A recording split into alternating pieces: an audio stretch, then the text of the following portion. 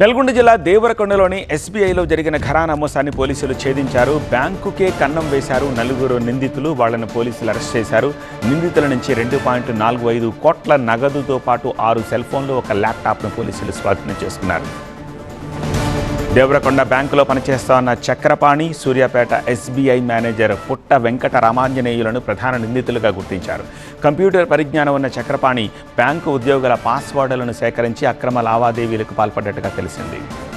Manager Venkata Ramanjaneyulu తన పరిధిలోని MIS ద్వారా హైదరాబాదు, వరంగల్ ప్రాంతాలకు చెందిన చాలా కాలంగా లావాదేవీలు లేని 10 ఖాతాలను గుర్తించారు. ఆ ఖాతాదారుల పేరుతో నకిలీ ఆధార్, పాన్ కార్డులను సృష్టించి యోనో యాప్ ద్వారా కొత్త మొబైల్ నెంబర్లతో కేవైసీ అప్డేట్ చేశారు. ఆ తర్వాత ఆ ఖాతాల్లోని 2.65 కోట్లను ఇతర వ్యక్తుల ఖాతాలకు మళ్లించి పంచుకునేలా ప్రణాళిక సిద్ధం చేసుకున్నారు.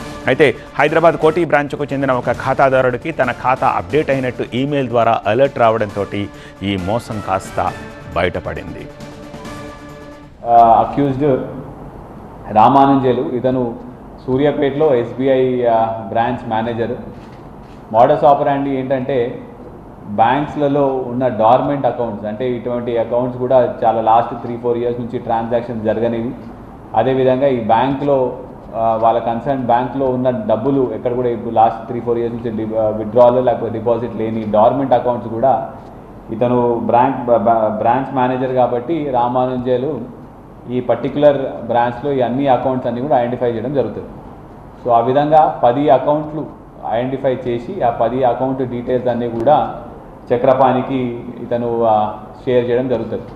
అయితే ఇది బ్రాంచ్ మేనేజర్ ఇతను కాబట్టి ఇతని దగ్గర వాళ్ళ సిస్టంలో వాళ్ళ అకౌంట్ నంబర్, వాళ్ళ ఫోన్ నంబర్స్, ఆధార్ నంబర్స్, వాళ్ళ ఇంటి అడ్రస్ ఇవన్నీ కూడా బ్రాంచ్ మేనేజర్ తీసుకొని దాన్ని ఒక వెబ్సైట్, ఆ వెబ్సైట్ పేరు